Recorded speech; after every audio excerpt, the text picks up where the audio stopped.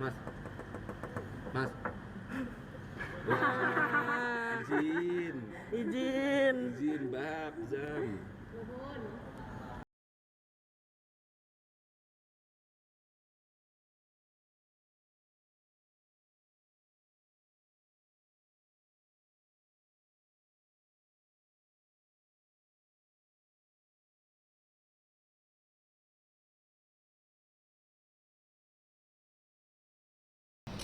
Selama ini sejak pagi hari tadi kira mulainya kurang lebih pukul 9 pagi teman-teman sudah memberikan kabar kepada seluruh masyarakat terkait perhatian publik yang Apa saja orangnya dan sebagainya, makanya saksi sampai 18 orang, konstruksi peristiwa ditarik juga sampai ke belakang. Ini menandakan juga bagi kami tadi dengan wujud perbuatan dan pada pasal-pasal yang dilanggar oleh terduga pelanggar pada putusan sidang KKIP. Yang pertama, sanksi etika, yaitu perilaku pelanggar dinyatakan sebagai perbuatan tercela. Yang kedua, pada putusan sidang KKIP, sanksi administratif berupa penempatan dalam tempat khusus selama 7 hari terhitung mulai tanggal 13 sampai dengan 19 Februari 2026 di ruang Patsus Biro Provos Div Propam Polri dan telah dijalani pelanggar. Yang B, tadi A ya, pemberhentian tidak dengan hormat atau PTDH sebagai anggota Polri. Atas putusan tersebut, pelanggar di hadapan ketua dan anggota komisi pada putusan sidang menyatakan menerima.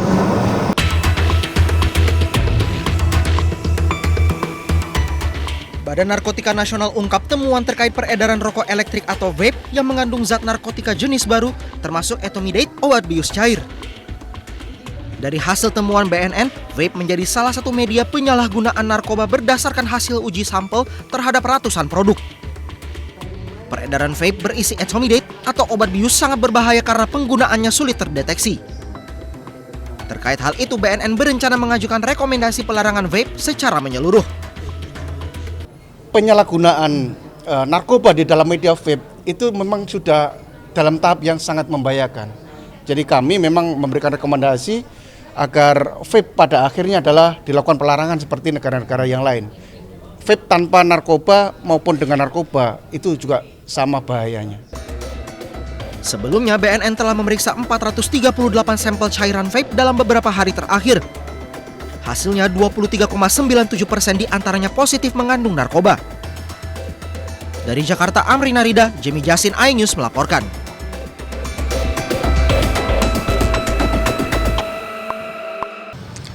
Nggak setuju sih, karena kan pasti regulasinya juga agak berantakan ya. Karena kalau dilarang semua tanpa aturan yang jelas juga bikin bingung juga para konsumennya gitu.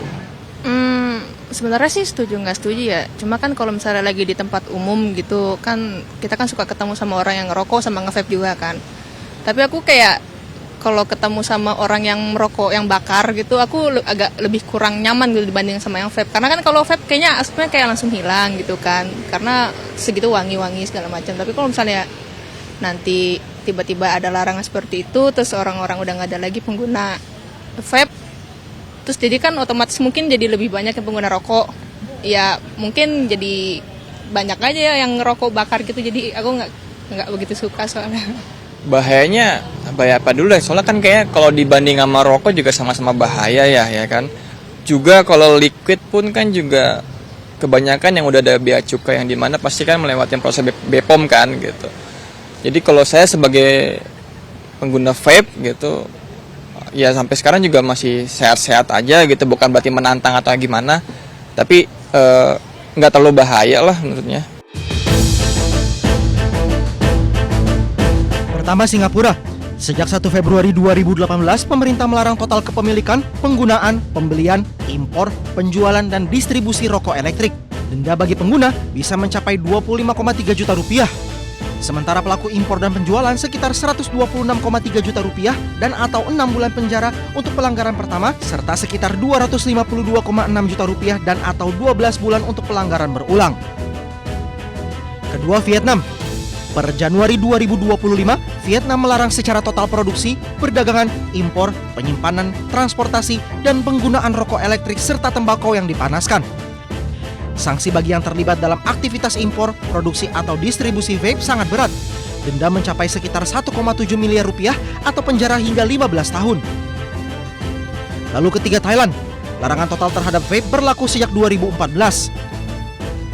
Aktivitas kepemilikan, penjualan, dan impor dapat berujung denda atau penjara. Pelanggar bisa dijatuhi hukuman penjara hingga 10 tahun dan denda hingga sekitar 250 juta rupiah tergantung tingkat pelanggaran. Keempat, Brunei Darussalam. Berdasarkan Tobacco Order 2005, pelanggar menggunakan vape di tempat yang dilarang dikenakan denda hingga sekitar 3,8 juta rupiah untuk pelanggaran pertama dan denda lebih besar untuk pelanggaran berikutnya. Sementara penjual dan pengimpor dikenakan denda hingga sekitar 12,7 juta rupiah.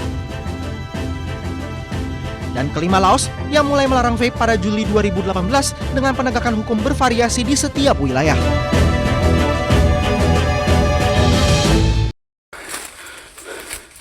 Badan pesawat pada pukul 13.25 menit.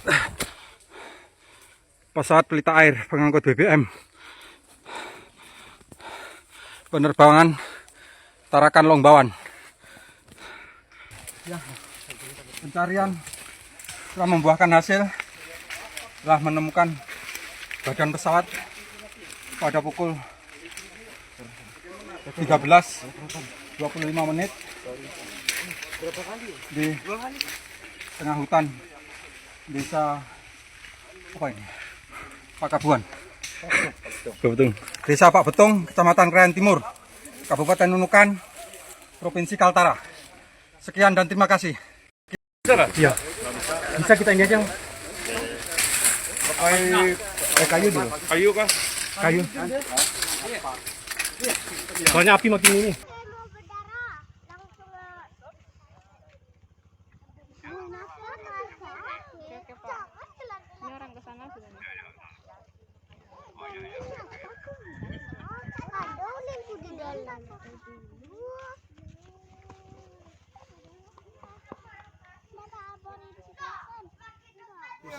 Ya, kemungkinan masalah minyak yang kita lihat mutar tadi. Ulang mungkin dia mau cari agak terang kan, mutar dia. Ya. Pusat Pertamina. Siap. Yang susi masih mutar, kita nggak tahu. Oke. Yang kemungkinan masalah minyak yang kita lihat mutar tadi. Ulang mungkin dia mau cari agak terang kan, mutar dia. Ya. Pusat Pertamina. Siap. Yang susi masih mutar, kita nggak tahu. Oke.